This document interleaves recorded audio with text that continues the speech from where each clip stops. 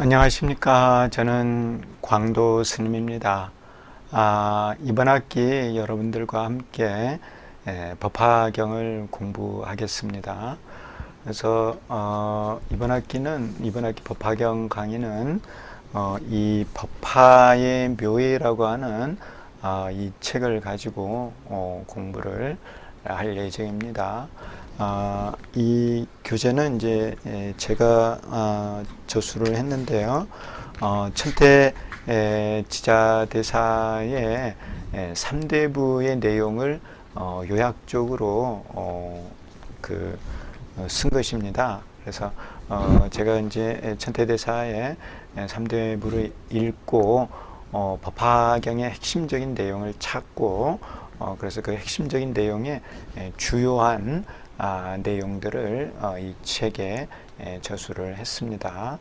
그래서 한 학기가 강의가 법화경을 배우기에는 시간이 짧습니다. 그래서 이 짧은 시간 동안 법화경의 핵심적인 내용을 이 교재를 가지고 공부를 하고자 합니다. 법화경은 미리 말씀드리지만은 절대 쉬운 내용은 아닙니다. 쉬운 내용을 또 짧은 시간에 중요한 부분만 공부한다는 것도 쉬운 일은 아니죠. 아마 불교를 공부를 하셨어도 이 법화경에 나오는 용어들이 생소하게 느껴지시는 분들도 계실 거예요. 또 뭐 이제 많이 익숙한 분도 계시겠죠. 그렇지만 어쨌든 이 법화경에서 사용하는 용어들은 쉬운 용어들은 아닙니다. 그렇지만 처음부터 이렇게 잘 알 수는 없습니다. 이 법화경 안에도 부처님께서 사리불에게 이 일불승에 대한 설법을 하셨고 사리불이 그걸 듣고 이해를 했습니다. 사리불이 이해를 하니까 부처님께서 말씀하시기를 내가 수많은 생을 전생에 너를 만나서 이 법화경을 가르쳤고 또 지금 너에게 이거를 가르치고 있다 하는 말씀을 하셨죠. 그러니까 과거 전생에 사리불도 법화경을 많이 배웠습니다. 그렇지만은 부처님을 만나서 오랜 세월 또 그 불교를 부처님 가르침을 배우고 나서야 이 일불승을 이해를 했다는 것입니다. 어쨌든 법화경은 쉬운 것은 아니지만은 그래도 우리가 이거를 공부를 해야 됩니다. 왜? 이것이 진정한 진리이기 때문에 그렇습니다. 그래서 서가모니 부처님께서도 묘법을 깨달으셨고 또 천태지휘대사도 묘법을 깨달아서 이렇게 3대부를 저술을 하였고 또 이제 상월원각대 조사님께서도 이제 소백산 구인사에서 수행을 하셔서 그 묘법을 깨달으셨습니다. 그 오도의 개송에 보면은 묘법색의 수의안이 어느 강산 안구필이 이렇게 말씀을 하고 계시죠. 그래서 이제 대사님께서 깨달으신 것이 묘법이다 이렇게 말씀드릴 수 있고 그래서 또 앞으로 오시는 많은 부처님들께서도 다 묘법을 깨달아서 우리들에게 가르칠 것이다 하는 것입니다. 그래서 이 진리, 불교에서 말하는 진리는 법화경에서는 묘법으로 설명이 되고 있습니다. 그래서 어렵지만은 이것을 공부를 해야 합니다. 그래서 여러분들이 꼭 시간을 내서 이번 학기만이라도 법화경의 중요한 내용을 배웠으면 합니다. 그래서 지금 이제 코로나19가 재확산이 돼서 이렇게 대면으로 강의를 할 수 없는 상황이 돼서 여러분들께 이렇게 비대면으로 강의를 하게 됐습니다. 그렇지만 여러분들이 이 강의 내용을 반복해서라도 잘 듣고 하신다면은 아마 법화경을 이해하는데 큰 도움이 되지 않을까 하는 생각을 합니다. 그래서 본격적으로 강의를 하도록 하겠습니다. 그래서 이번 학기 강의는 이 법화의 묘에 이 교재를 사용하도록 하겠습니다. 법화경의 대의에 대해서 먼저 말씀을 드리겠습니다. 법화경의 대의는 한마디로 객원현실이다, 이렇게 말씀드릴 수 있습니다. 그래서 법화경의 가장 중심이 되는 게 뭐냐, 법화경이 전체 28품의 가장 중심이 되는 게 뭐냐, 그래서 한마디로 객원현실이다, 이렇게 표현해서 말씀드릴 수 있습니다.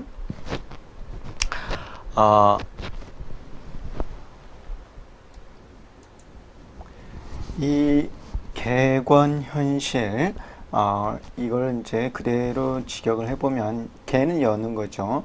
권은 방편이라는 뜻이 있습니다. 현은 드러내는 것이고요. 실은 진실이라는 의미입니다. 그래서 방편을 열어서 진실을 드러낸다, 이런 뜻입니다. 이러한 내용이 법화경의 가장 핵심적인 내용이 되겠습니다. 그래서 이제 방편은 여러 가지로 말할 수 있습니다. 물론 진실도 여러 가지로 표현할 수 있죠. 방편은 많은 것이 있지만은 진실은 하나인 것입니다. 그래서 이 방편이 왜 필요하느냐? 진실을 드러내기 위해서 방편이 필요한 것입니다. 그래서 이 부처님께서 깨달으신 묘법의 진리, 이 진실은 중생들이 이해하기 어렵고 깨닫기 어렵습니다. 그래서 부처님께서 이 묘법을 이해시키기 위해서 여러 가지로 그 중생들에게 가르치는 겁니다. 그 여러 가지가 바로 권이라는 것이고 방편이라고 말할 수 있습니다. 그래서 이제 가장 기본적으로 이 방편은 삼승의 방편입니다. 진실은 일승의 진실입니다. 그래서 삼승의 방편을 열어서 일승의 진실을 드러낸다, 이렇게 말할 수 있고요. 또 한 가지 법화경에서 이 방편으로 중시하고 있는 게 뭐냐면은 적불이라는 개념이 있습니다. 적불과 본불이 있습니다. 적불은 그림자 부처님을 말하는 것이고, 본불은 본체의 부처님을 말하는 것입니다. 그래서 본체의 부처님이 계셔서 그림자를 들이운다는 것입니다. 본체가 있고 그림자가 있고, 그래서 이 본체는 변하지 않고 항상한 거예요. 그림자는 나타났다가 사라지고 나타났다 사라지는 겁니다. 그래서 본체의 부처님, 이것이 진실이고요. 이거는 변하지 않고 항상 있으니까요. 그림자 부처님은 나타났다 사라지죠. 나타났다 사라지고, 그림자는 그래서 이제 그거는 방편이라는 것이죠. 권이다 하는 겁니다. 그래서 그림자 부처님은 권이고 본체의 부처님은 진실이다 하는 겁니다. 우리가 이렇게 이제 달을 가지고 비유를 한다고 하면은 하늘의 달은 대낮에도 항상 떠 있죠. 하늘에 있습니다. 우리가 볼 수 없어서 그렇지 낮에도 항상 달은 떠 있습니다. 그렇지만 우리가 볼 수는 없습니다. 근데 밤이 되면은 검은 이제 하늘에 달이 둥그렇게 뜨죠. 둥근 달을 우리가 볼 수가 있습니다. 그래서 그 둥근 달이 비추어서 강에 이렇게 또 둥글게 모습을 드러내죠. 어쨌든 밤이 되면은 모습을 드러내고 나타나고, 또 낮이 되면 사라지고, 나타났다 사라지는 이런 부처님을 우리는 그림자, 적불이다 그러는 겁니다. 이 자취라는 뜻이에요. 자취적, 이런 그림자 부처님이 계시는 거고, 또 이제 본체 부처님, 변하지 않는 항상 떠 있는, 밤이건 낮이건 항상 떠 있는 부처님, 달 부처님, 본체의 부처님, 이것은 이제 본불, 이렇게 말하는 것입니다. 그래서 적불과 본불 우리가 이렇게 표현을 하죠. 그래서 이 적불의 부처님이 권이에요. 본불의 부처님이 실이에요, 실. 그래서 그림자로 오셔서 우리들에게 본체의 부처님, 본체의 부처님은 무한생명이에요, 무한생명. 불생불멸입니다. 생멸하지 않는 부처님이에요. 불생불멸의 부처님, 그 본체의 부처님. 그래서 그 그림자로 오셔서 우리들이 볼 수 있도록 모습을 나타내서 우리들에게 본체의 부처님이 있으니까 너희들도 수행을 해서 본체의 부처님이 돼야 된다고 말하는 것. 그것을 이제 개적 현본 적부를 열어서 본부를 드러낸다 이렇게도 표현을 합니다. 그래서 요 개권현실이라는 게 삼승을 열어서 일승을 드러낸다, 적부를 열어서 본부를 드러낸다, 이러한 두 가지 의미를 모두 담아서 개권현실이라고 하는 하나의 용어로 표현을 합니다. 이게 이제 법화경에서 가장 중요한 내용이 되겠습니다.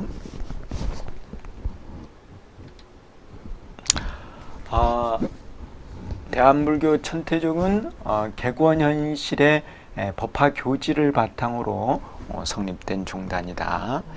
그래서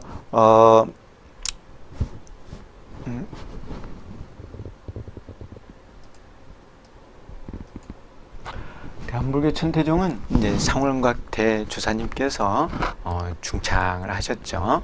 이 대한불교 천태종을 중창을 하면서 그 종지에 대한 말씀을 하셨어요. 가장 중요한 이제 종단을 이제 그 중창을 하시게 된 그 바탕이 되는 이념, 사상, 그것은 이제 개권현실, 법화교지 이렇게 표현을 합니다.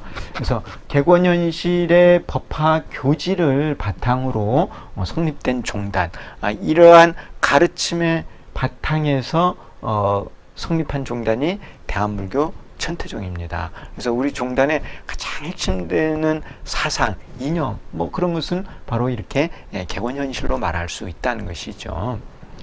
개권현실은 법화일승, 천태일승, 회삼귀일, 최상묘법, 최상종승, 일승묘법 등 여러 가지로 표현을 하고 있습니다. 그래서 그때그때 상황에 따라서 여러 가지로 표현은 하고 있지만 그 모든 것들을 전부 다 하나의 용어로 말한다고 하면은 개권현실 이 용어 하나로 말할 수 있습니다. 자, 어쨌든 대한불교 천태종은 성립의 바탕이 개권현실이라고 하는 법화교지라는 것을 기억을 해주시기 바랍니다. 묘법 연화경의 중심 사상은 개권현실입니다. 묘법 연화경 5글자죠. 그래서 이제 그 산스크리트로는 사르다르마 푼다리카 수트라 이렇게 원문이 되어 있습니다. 이 법화경의 중심 사상은 개권현실입니다. 방편을 열어서 진실을 드러내어 모든 것이 하나의 진실로 돌아가게 한다. 많은 방편을 열어서 그러한 것들이 진실을 드러내게 하고, 그래서 모든 것이 하나의 진실로 돌아가게 한다는 의미가 바로 개권현실의 기본적인 의미가 되겠습니다.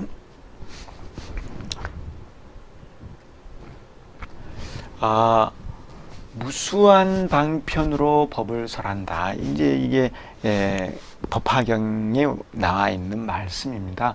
서가모니 부처님 말씀이시죠. 무수한 방편으로 법을 설한다. 이것을 이제 한마디로 개권이라고 이렇게 표현을 하는 것입니다. 한문으로요. 무수한 방편으로 법을 설한다. 그것은 하나의 진실을 위한 것이다. 이러한 모든 방편이 무엇을 위한 것이냐? 하나의 진실을 위한 것이다. 무수한 방편이 있는데 그러한 모든 방편은 전부 다 하나의 진실로 가기 위한 것이다. 그래서 이것을 현실이라고 합니다. 그래서 삼승, 세 가지죠.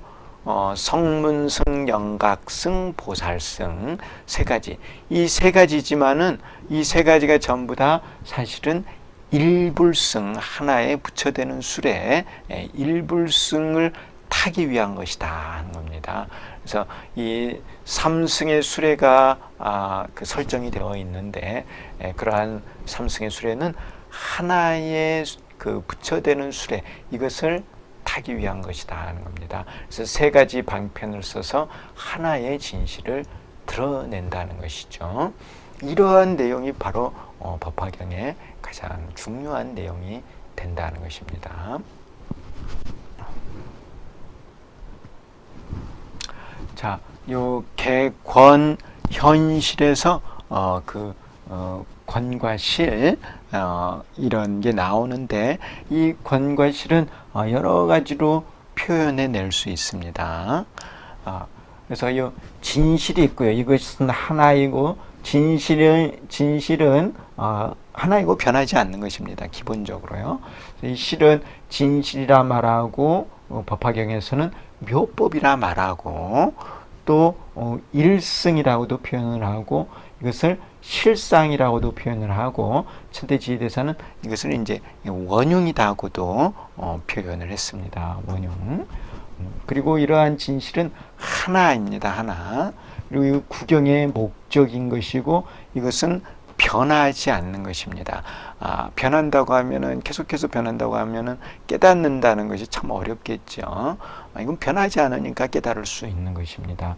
불변하는 것이고 또 이제 비유로 보면은 땅에 비유할 수 있습니다. 이 땅은 이제 풀과 나무와 연결해서 땅에 비유할 수 있습니다. 약초유품에 나오는 비유죠. 뭐 이제 연화에서는 연의 비유를 할 수가 있습니다. 연이 있고 화가 있어요. 연은 열매고 화는 꽃잎입니다. 묘법 연화경. 연은 열매, 화는 꽃잎입니다. 열매는 종자부실이라 그래서 잘 썩지 않습니다. 그 연실은요. 그래서 이제 그래서 진실을 의미하고, 연화는 이제 피었다가 지죠.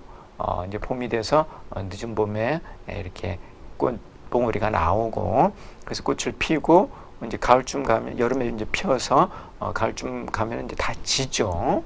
그래서 꽃잎은 피고 지고 변화를 하죠. 그렇지만 열매는 항상 이렇게 남아 있다는 것입니다. 그래서 이건 불변, 이건 진실을 의미한다는 것입니다. 이러한 진실을 드러내기 위해서 이런 많은 방편이 필요한 거예요. 그래서 이 푼다리카 여기 이 법화경에서 말하는 연화는 꽃 속에 열매가 있는 것이에요. 꽃 속에요. 꽃 안에 열매가 있습니다. 그렇다는 것은 꽃이 피어야 열매를 맺습니다. 꽃이 나와야 그 안에 열매가 있으니까 그 열매를 맺을 수가 있는 것이에요. 그래서 꽃이 왜 피느냐? 열매를 맺기 위해서. 방편이 왜 필요하느냐? 진실을 드러내기 위해서. 그런 의미가 되겠습니다. 그래서 이 진실을 드러내기 위해서 많은 방편이 필요한 겁니다. 방편. 그래서 이 진실은 묘법이라고 하고 이 방편은 축법이라고 표현을 합니다. 축법. 그래서 진실은 일승, 일불승입니다. 그리고 이제 방편은 삼승, 성문승, 영각승, 보살승, 삼승이죠. 그리고 이제 진실은 실상이라고 말하고 권은 이제 제법이라고 말을 합니다. 제법, 실상이죠. 또 이제 진실은 원흉합니다. 원흉, 분리되지 않은 원흉이고 방편은 격결한 겁니다. 이렇게 분리될 수 있는 거. 그리고 이제 진실은 하나인 것이고 방편은 무량한 것입니다. 이게 이제 다른 것과 구분되는 하나가 아니고요, 원흉한 하나예요, 사실은요. 그래서 이제 무량이 있고, 이거 진실이 목적이라고 하면은 방편은 수단, 권은 수단이다, 이렇게 말할 수 있습니다. 진실은 목적이면은 권은 수단. 그래서 이 권이라는 수단을 써서 목적에 도달하는 것이죠. 진실이 불변이라고 하면은 권은 변화하는 것입니다. 그래서 이 권의 특징은 쓰고 버리는 것입니다. 사용하고 버리는 것이죠. 뗏목의 비유를 많이 하는데요.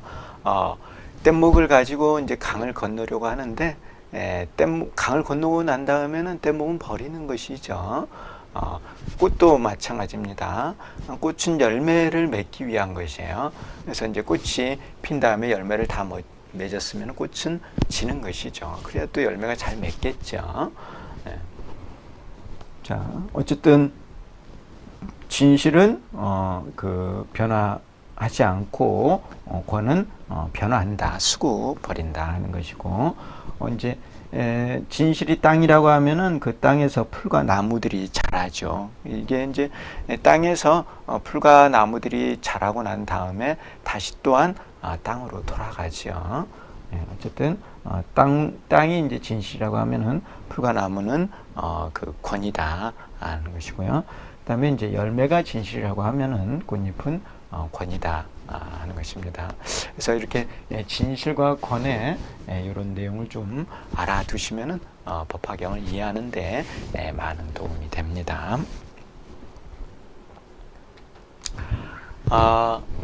본래 진실만이 있지만 방편을 사용하는 것은 중생들의 근성에 기인한다. 그래서 객원현실 권을 열어서 이제 진실을 드러낸다고 하는데, 그냥 진실을 가르치면 되지 왜 권이 필요합니까? 그렇게 물을 수 있습니다. 그 권이 필요한 이유는 중생들의 근성, 거기에 기인한다는 것입니다. 부처님께서도 힘들게 방편을 쓰고 싶지 않으시겠죠. 빨리 가르쳐주고 가시고 싶으실 겁니다. 그런데 받아들이질 못해요. 진실을 말하면은 사람들은 놀라고 의심하고 받아들이지 않습니다. 그렇기 때문에 부처님께서 유인을 하는 거예요. 받아들일 수 있는 것을 가지고, 좋아하는 것을 가지고 방편으로 쓰는 겁니다. 그러면 이제 사람들이 그러한 걸 받아들이고 조금씩 이해를 하게 되고, 그래서 그 방편이라는 것은 진실하고 관계가 있는 겁니다. 진실과 전혀 무관한 걸 방편으로 쓰지는 않아요. 진실과 관계 있는 것을 방편으로 써서 그런 것을 받아들이게 하고 이해하게 하고, 그러면서 차츰 중생들을 키우는 겁니다. 그 근기에 맞게, 그릇에 맞게 주어서 그것을 받아들여서 키워내는 것이죠. 그래서 방편이라는 것은 진실로 가기 위한 것이고, 그것은 중생들을 키우는 것이다. 이렇게도 표현할 수 있습니다. 그래서 이 방편이 필요한 이유는 결국은 중생들의 근성에 기인한다 하는 것입니다. 중생들이 가진 더러움을 씻어내기 위해 방편을 사용한다. 중생들이 가진 더러움, 그 더러움의 대표적인 게 뭐냐 하면은 혹이에요. 혹, 미혹. 그래서 견사혹, 진사혹, 무명혹, 이렇게 이제 더러움도 여러 가지 나올 수가 있습니다. 근데 기본적으로 세 가지로 이렇게 나눕니다. 그래서 견혹과 사혹을 합쳐서 견사혹이라고 해요. 그래서 모든 이제 일반 범부들이 가지고 있는 그런 가장 기본적인 혹이 견사혹이죠. 그래서 부처님께서 제일 먼저 이 견사혹을 깨기 위해서 방편을 쓰시죠. 그래서 이 견사혹이 깨지면은 알게 되는 진리가 뭐냐면은 공이라고 하는 진리예요.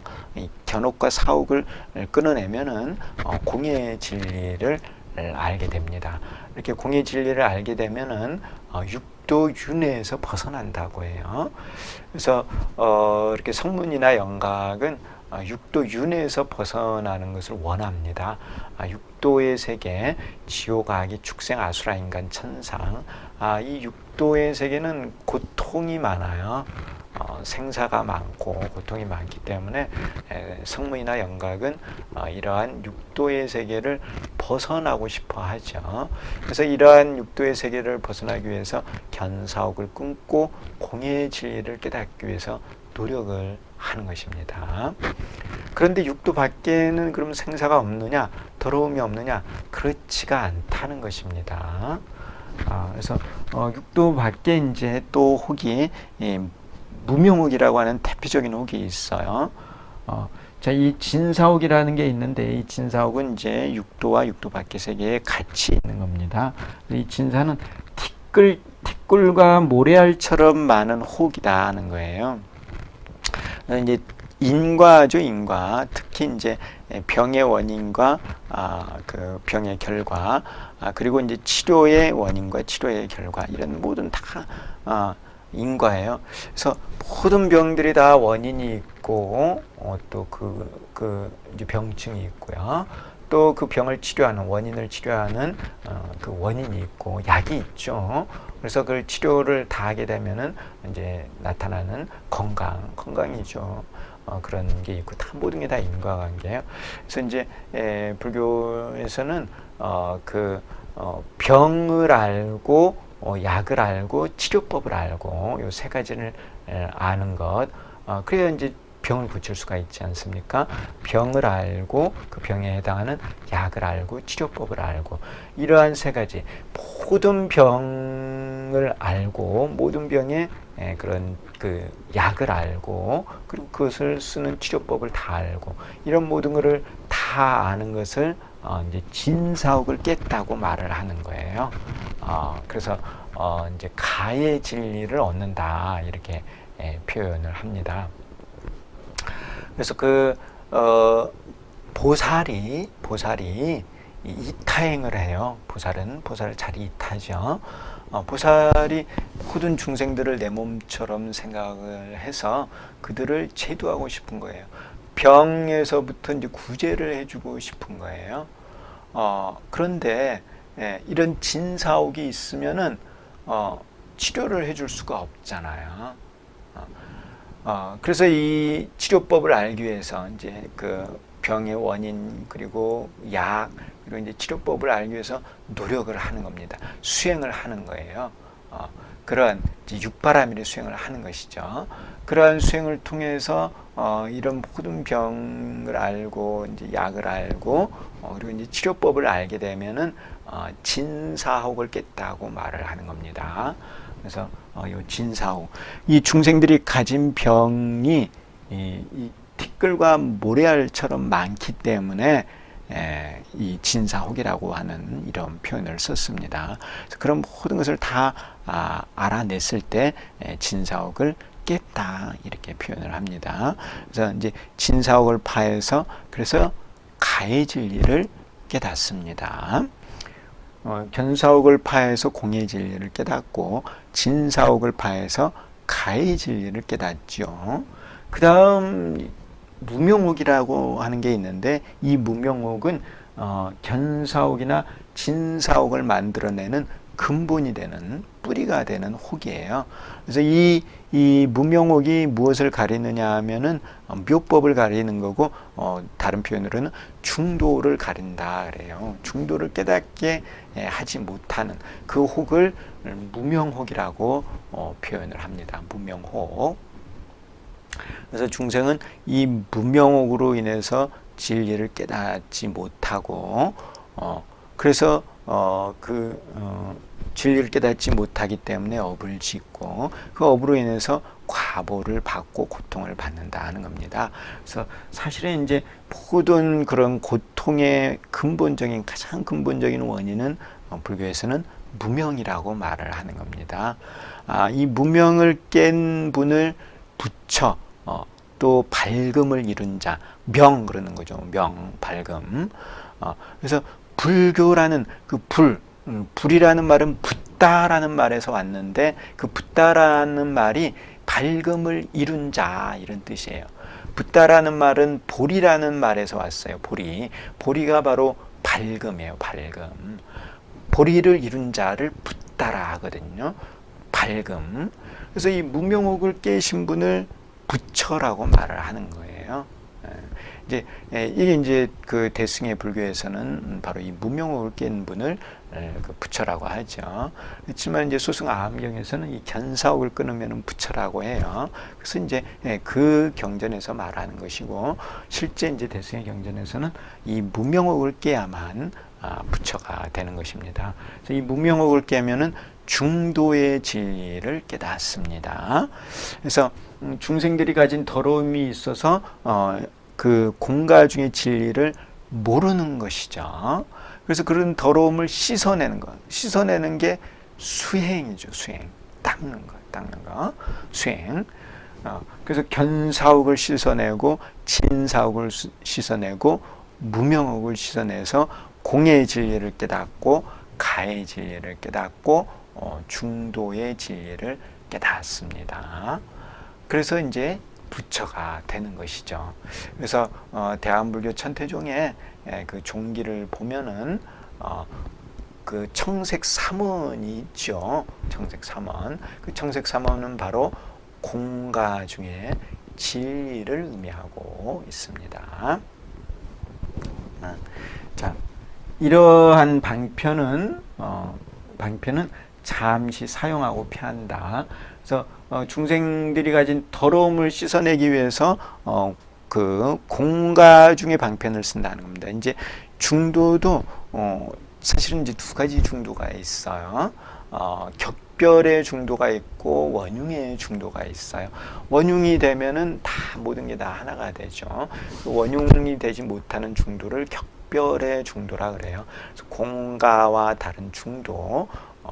그래서 이제 격별이다 하는 표현을 씁니다. 그러한 중도도 하나의 방편이 됩니다. 그러한 격별의 중도를 지나서 원흉의 중도가 되면은 이제 진실로 귀의를 하는 것입니다. 그래서 어쨌든 이 공가 중의 방편을 써서 이런 견사옥, 진사옥, 무명옥을 끊고 그래서 원흉의 진리를 깨닫는다, 묘법을 깨닫는다 하는 것이죠. 그래서 이러한 방편은 잠시 사용하고 버린다는 겁니다. 그래서 방편의 특징이 사용하고 버리는 것입니다. 사용하고 버리는. 그 방편에 집착하면 나아가지 못해요. 불교에서는 집착이 좋은 게 아닙니다. 집착을 버리지 못하면은 큰 진리는 깨닫지 못합니다. 그래서 집착을 버려야 되는 것이죠. 사람은 태어나서 그 많은 것을 추구하죠. 욕심을 바탕으로 해서 재물을 추구하고 명예를 추구하고 그 외에 많은 것들을 추구를 합니다. 그러면서 자기가 가진 것에 집착을 하죠. 그러면서 놓으려 하지 않죠. 그렇지만은 이 세상에 죽지 않는 사람이 없어요. 아무리 붙들고 있어도 언젠가는 놓고 가야 되는 것이죠. 그런데 이 중생들은 아주 단순해요. 가까운 미래도 알지 못하고 그런 것에 집착하고 욕심부리며 남 비방하고 많은 업을 짓죠. 그 결과는 바로 또 고통이라고 하는 그런 결과가 되는 것입니다. 그래서 집착은 버려야 되는 것입니다. 심지어는 이제 큰 진리를 깨닫기 위해서는 진리에 대한 집착마저도 버려야 되는 것이죠. 그렇지만 이제 처음 수행을 할 때는 진리를 깨닫겠다는 마음이 있어야 돼요. 그래서 추구를 하죠. 그렇지만 어느 정도 가면은 그런 마음마저도 내려놔야 궁극에 도달할 수 있습니다. 어쨌든 이제 여러분들께서 알아두실 거는 방편은 잠시 사용하고 폐하는 것이다. 합니다. 법화의 개연은 방편을 열어서 진실을 드러내어 모든 것이 하나의 진실로 돌아가게 합니다. 그 방편을 써서 진실을 드러내고 그렇게 되면은 모든 것이 하나의 진실, 이 하나의 진실을 천태지대사는 삼재 원흉이다 이렇게 표현을 했습니다. 원흉의 진리에 귀일한다는 것이죠. 그래서 이제 대한불교 천태종의 종기는 청색 삼원 세 개를 한 자리에 놓아서 삼재원흉으로 표현을 했습니다. 상원각 대주사님께서 표현을 하신 것이죠. 삼재원흉, 그 하나로 귀일하게 한다는 겁니다. 하나로 귀일하지만 다른 것과 구분되는 하나가 아니다. 그래서 원흉의 하나다 하는 것입니다. 원흉. 그래서 여러분들이 그 원흉이라는 용어를 잘 알아두시기 바랍니다. 원흉이라는 것은 분리될 수 없음이에요. 분리되지 않는 것을 원흉이라고 말을 합니다. 천태지대사는 귀일의 의미에 대하여 원흉으로 표현을 하였습니다. 그래서 이 천태대사는 궁극의 가르침을 원교라고 하였고 궁극의 진리를 원흉이라고 표현을 했습니다. 그래서 원이라는 말을 많이 썼죠. 예.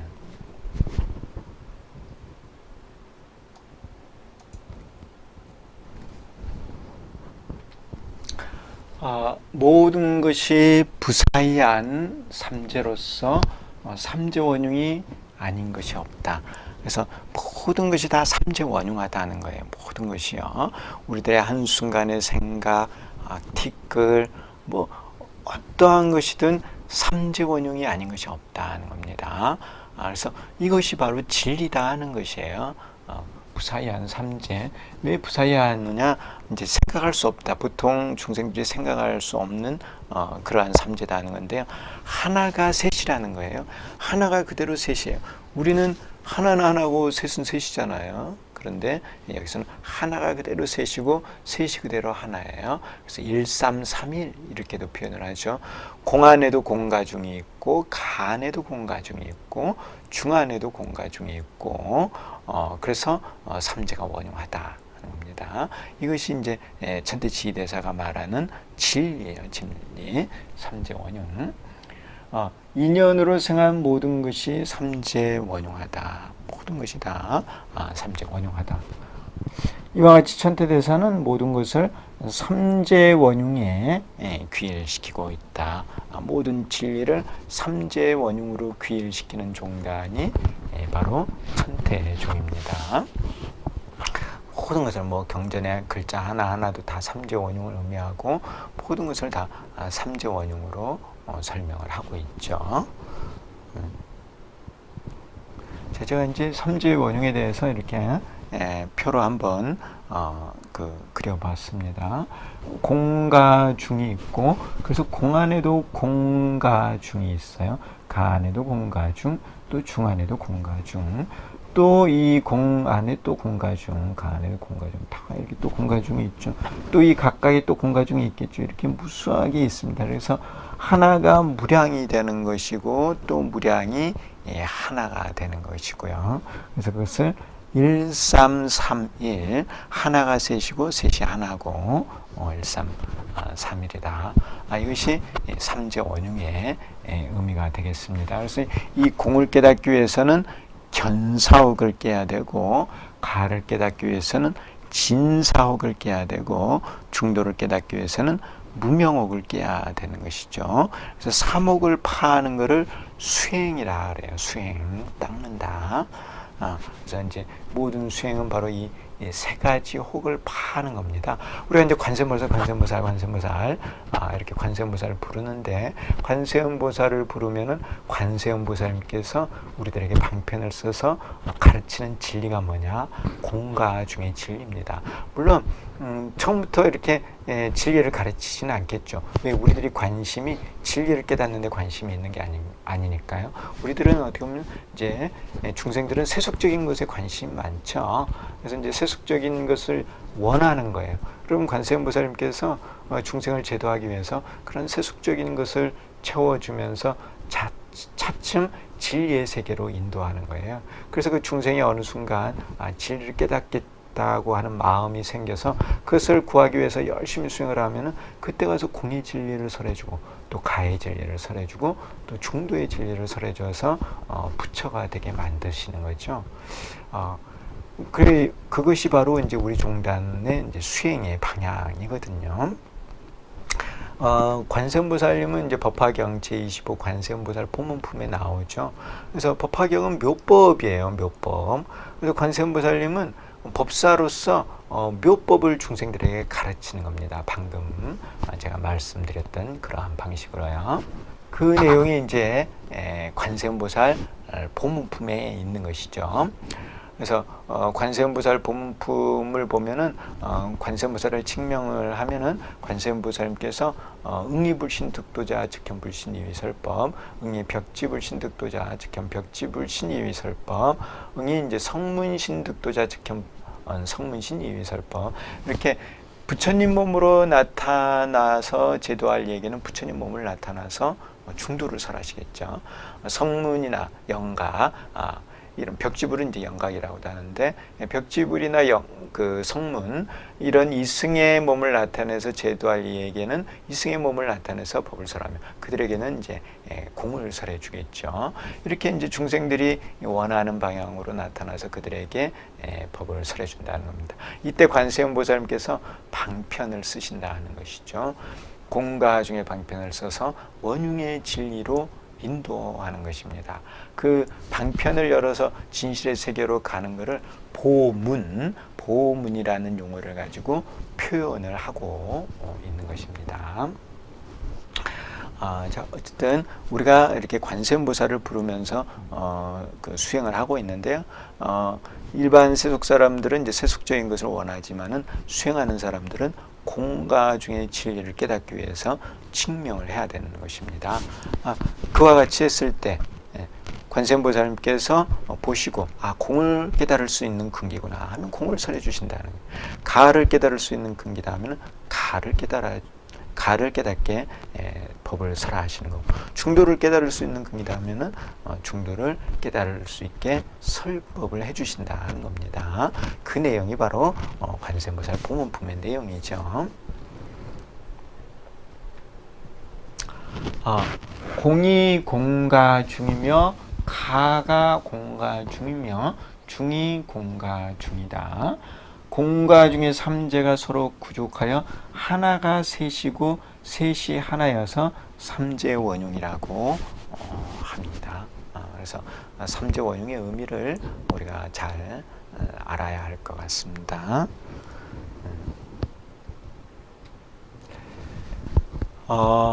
진실을 드러내기 위한 방편의 사용은 세 시기로 나눌 수 있다. 진실을 드러내기 위한 방편의 사용. 방편을 쓰는데 시기적으로 세 시기로 구분해 볼 수 있다는 것입니다.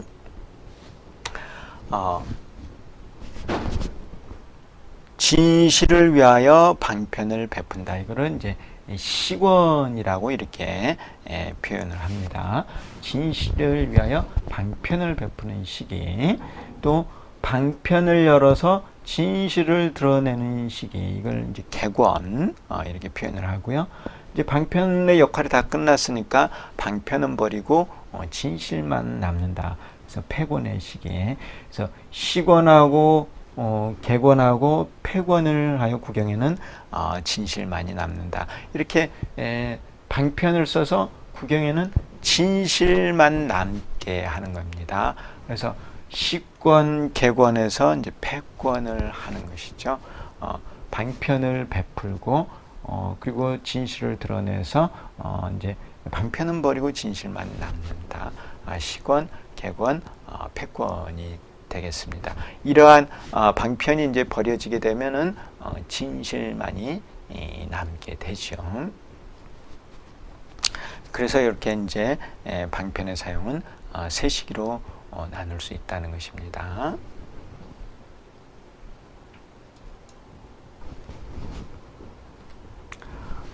진실을 위한 방편의 사용을 표로 다시 한번 간단히 그려보았습니다.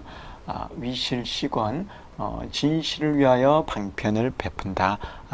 이렇게 이제 이런 용어를 씁니다. 실제로요. 객원현실, 방편을 열어서 진실을 보인다. 폐권입실, 방편은 버리고 진실만 남는다. 그래서 이렇게 이제 세 단계로 이어지게 됩니다. 그래서 이 위실시권, 진실을 위해서 방편을 베푸는 이 시기는 언제냐 하면은 법화경을 설하시기 이전에 모든 경전을 설하시는 때가 바로 위실시권이에요. 사가모니 부처님께서 오랜 세월 많은 경전을 설하셨어요. 그리고 이제 열반에 드시기 8년 전에 법화경을 설하십니다. 그리고 마지막 열반에 드시는 날 하룻밤낮을 열반경을 설하시죠. 그래서 이제 법화경을 8년을 설하시고 열반경을 하룻밤 낮을 설하신 다음에 이제 열반에 드십니다. 그 법화경이 어떻게 보면 결론이죠. 그 법화경 이전의 모든 경전을 설하는 시기는 전부 다 위실시권이라는 겁니다. 위실시권, 진실을 위하여 방편을 베푼다는 겁니다.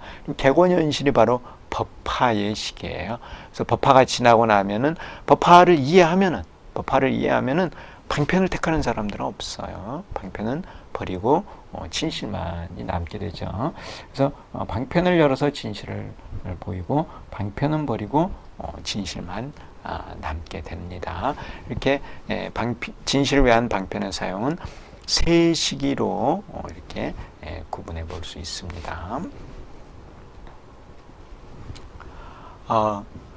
법화의 개연에 의하여 무량한 주가 하나의 묘에 귀일하며 무량한 방편이 하나의 진실에 귀일한다. 그래서 법화의 개연을 이해하게 되면은 모든 사람들은 이제 이해를 한 그 사람들은 방편은 버리게 돼요. 방편을 이제 추라고도 하거든요. 추. 묘에 반대돼서 이제 추라고 하는 거예요. 이제 추는 거칠고 이제 못생기고 그런 것이지만은 묘는 이제 아름답고 좋은 거 이런 게 묘예요. 그래서 무량한 추가 하나의 묘에 귀일하며 무량한 방편이 하나의 진실에 귀일한다. 그래서 법화를 부처님께서 설하시면서 그 이해를 한 제자들에게는 너희들은 이제 성불할 수 있다는 수기를 주죠. 그래서 그 법화를 이해한 제자들은 이제 삼승의 방편을 버리고 일승의 진실을 타게 됩니다. 일승의 진실로 가는 것이죠. 그래서 일불승의 수레를 타면은 성불할 수 있는 것이에요. 그래서 이런 법화의 개연이 필요했던 겁니다. 법화경을 설하셨야만 하는 이유가 그런 거예요. 부처님께서 이제 열반에 드실 때가 돼서 정리를 해야 돼요. 오랜 세월 제자들을 가르쳐 왔는데 그동안 방편을 쓰신 거예요. 진실을 가르치기 위해서. 그래서 이제 가실 때가 되니까 제자들을 모아놓고 내가 이렇게 지금까지 가르쳐 왔던 이러한 모든 것들은 진실을 가르치기 위한 방편이었던 것이다. 이 일불승만이 진실이다 하고 법을 설하신다는 거죠. 그것을 바로 이제 방편을 열어서 진실을 드러낸다고 하는 객원현실로 표현을 하는 겁니다. 자, 그러한 객원현실을 이해한 제자들은 이제 방편을 더 이상 쓰지 않고 진실을 택하게 되는 것이죠. 그래서 이제 다 진실에 귀를 한다는 겁니다. 그렇지만은 그 진실은 추와 묘가 다른 것이 아니며 방편과 진실이 다른 것이 아닌 원흉한 진실이라는 겁니다. 원흉의 진실이라는 겁니다. 원흉의 묘다, 원흉의 중도다 하는 것입니다. 이 추와 묘가 다른 것이 아니고 추증묘예요. 추가 곧 묘예요. 묘. 제법이 그대로 실상이다 하는 겁니다. 방편이 곧 진실인 하나이며 추법이 곧 묘법인 하나이다. 방편 즉 진실이고 추법 즉 묘법. 그래서 원흉하다 하는 겁니다. 이러한 원흉의 묘법에 귀일하게 하기 위해서 부처님께서 법화경을 설하셨다는 것입니다.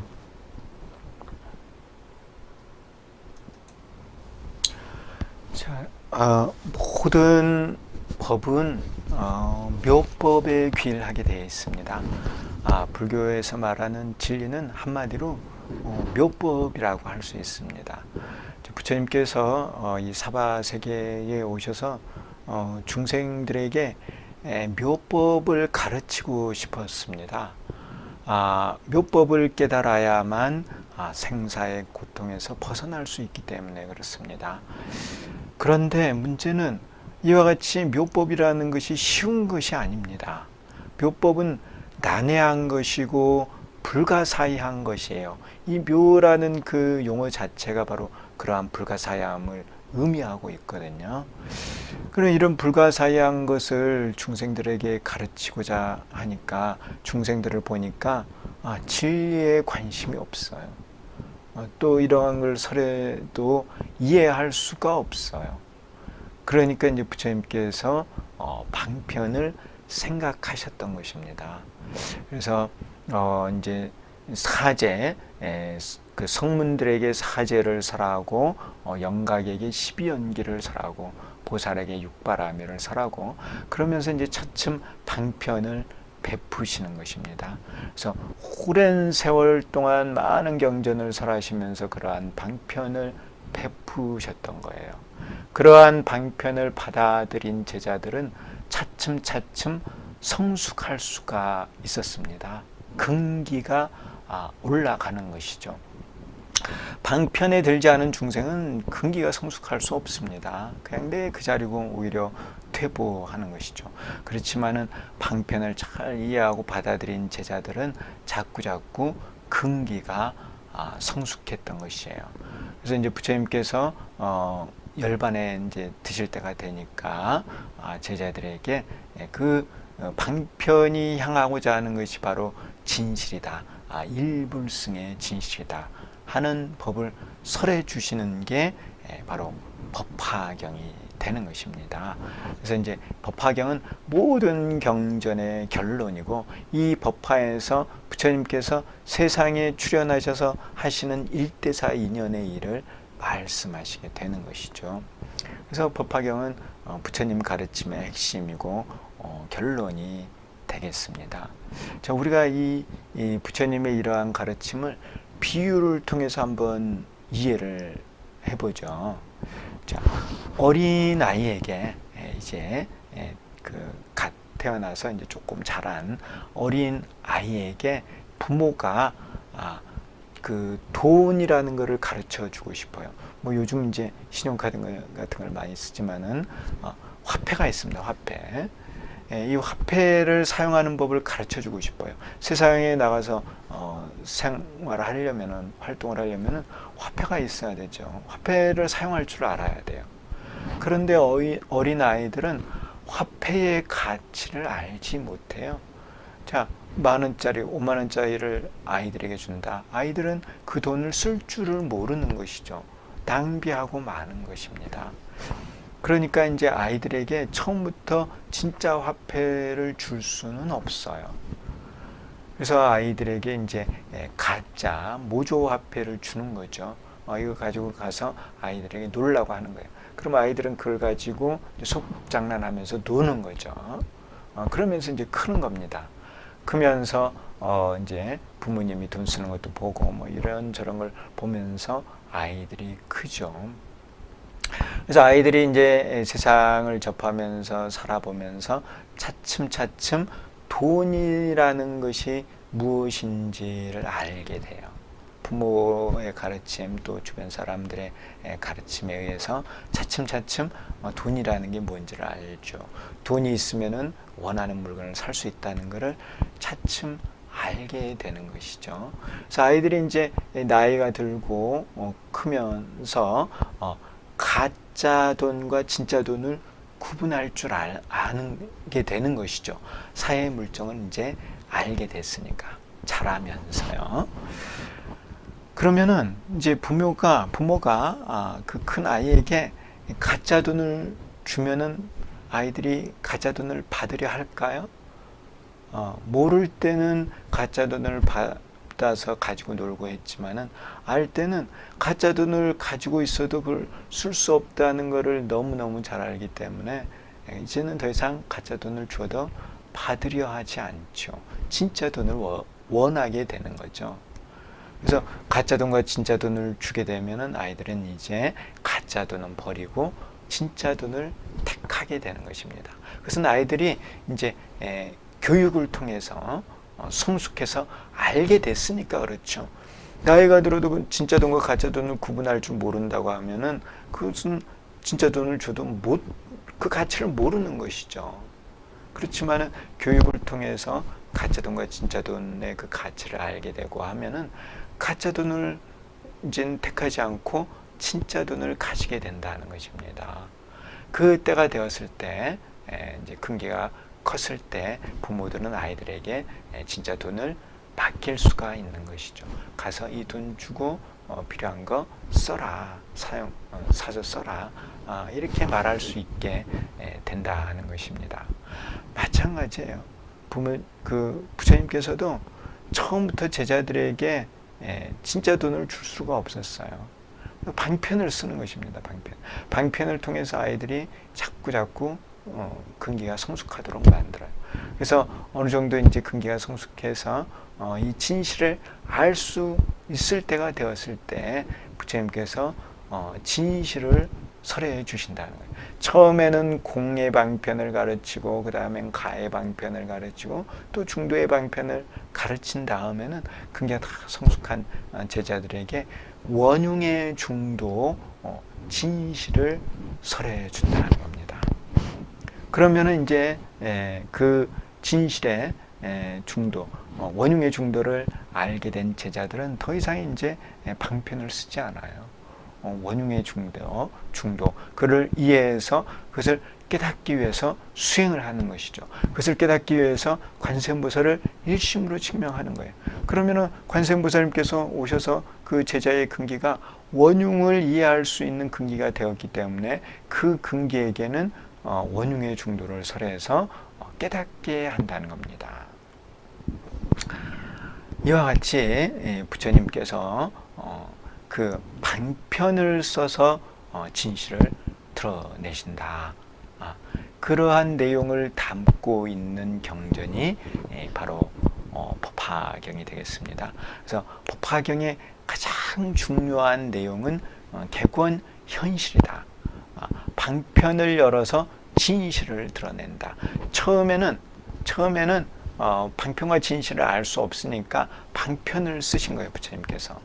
그런데 이제 근기가 성숙하면은 방편과 진실을 다 드러내요. 그러면서 이것은 방편이고 이것은 진실이다. 이렇게 드러내면은 그걸 이제 이해한 제자들은 방편을 택하지 않고 진실을 택하게 되는 거예요.